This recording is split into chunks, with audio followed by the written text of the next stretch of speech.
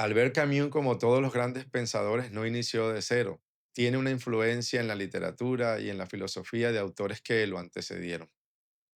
En este video vamos a examinar qué tomó Camus de los autores que lo precedieron, tanto en el ámbito de la literatura como en el ámbito de la filosofía. Vamos a iniciar con el ámbito de la literatura, a examinar de dónde viene Camus en esta rama y luego pasaremos al ámbito de la filosofía. En el caso de la literatura, Camus deviene de un par de autores muy importantes. Uno es Hemingway y el otro es Dostoyevsky.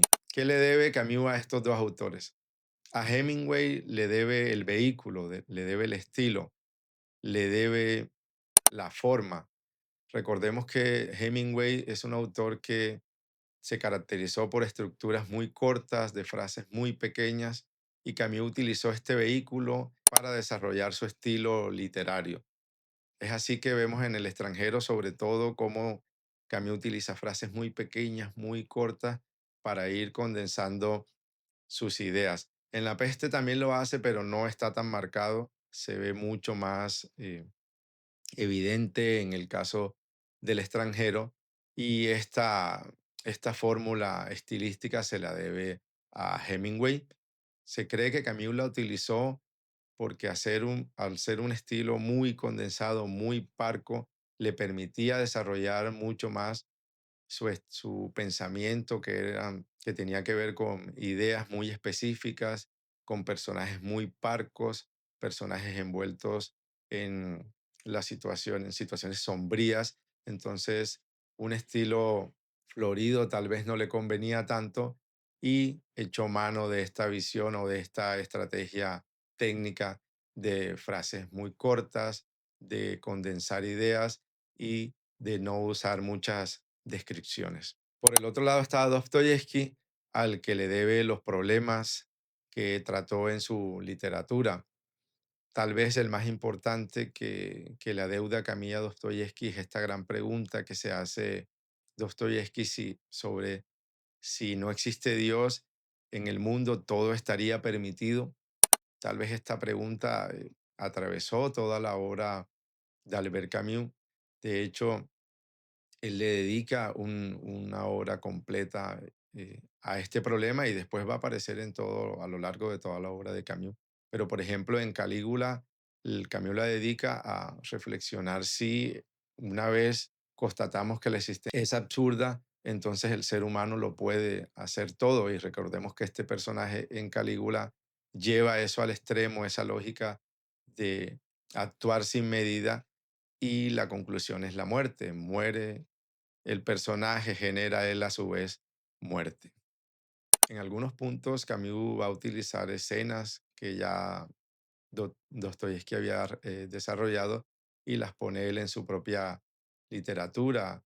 Esta situación del sujeto que pide vivir el presente y no vivir en un futuro paraíso, la retoma Camus en El extranjero, en aquella escena importantísima en la que el capellán le ofrece a Meursault, condenado a muerte, un paraíso, o le pregunta cómo se imagina el paraíso, y Camus va a decir un lugar en el que pueda recordar se aferra, como quien dice, a su vida terrena. Eso también se lo debe a Dostoyevsky y siempre lo va a tener presente en toda su obra. Incluso utiliza algunos epígrafes de Dostoyevsky en El mito de Sísifo.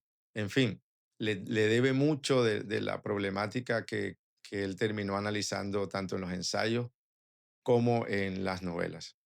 Entonces tenemos aquí por un lado a Hemingway como el dador del estilo que va a utilizar Camus, y Dostoyevsky como el que le mostró los problemas existenciales del ser humano.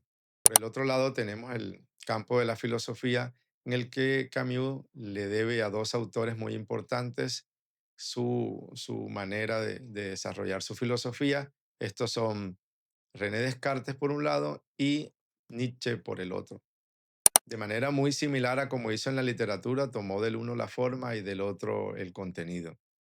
A Descartes le debe la estructura, le debe la forma, le debe el apegarse a la lógica, le debe los distintos momentos en que desarrolla su filosofía y en general toda la estructura de su pensamiento es absolutamente cartesiano. En cuanto a Nietzsche, le debe todo el pensamiento de fondo que, que plantea Camus. En primer lugar, la soledad del ser humano como consecuencia de la muerte de Dios, ese ateísmo se lo va a deber a Nietzsche, y al mismo tiempo la desolación que plantea esto. Recordemos que Nietzsche fue uno de los promulgadores del nihilismo, y esa desolación producto de la muerte de Dios la va, la va a heredar Camus de Nietzsche. Algunos autores asocian el concepto o la frase de Dios ha muerto de Nietzsche con esta frase con la que inicia El extranjero de hoy ha muerto mamá.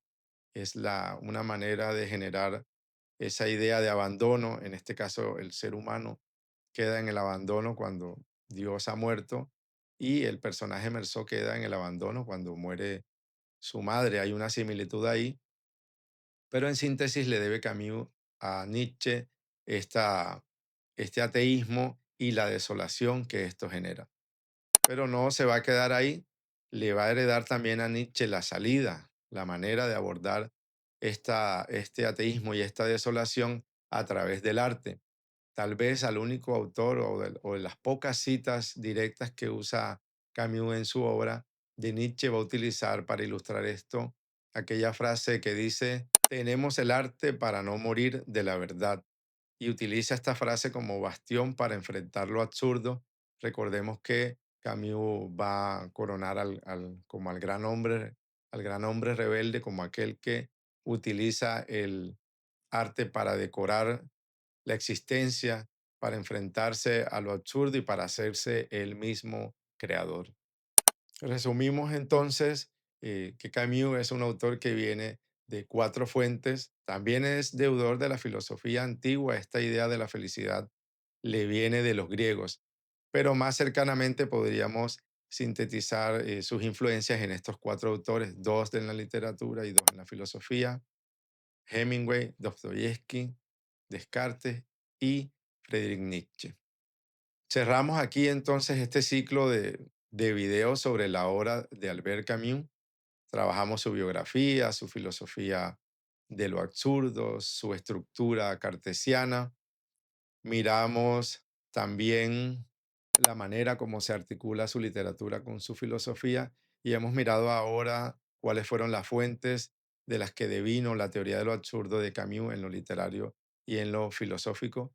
Entonces cerramos hasta aquí este ciclo, pero es un cierre momentáneo porque vamos a seguir volviendo a Camus. Hay mucho trabajo que hacer sobre su obra. Estaremos haciendo reseñas sobre sus libros específicos.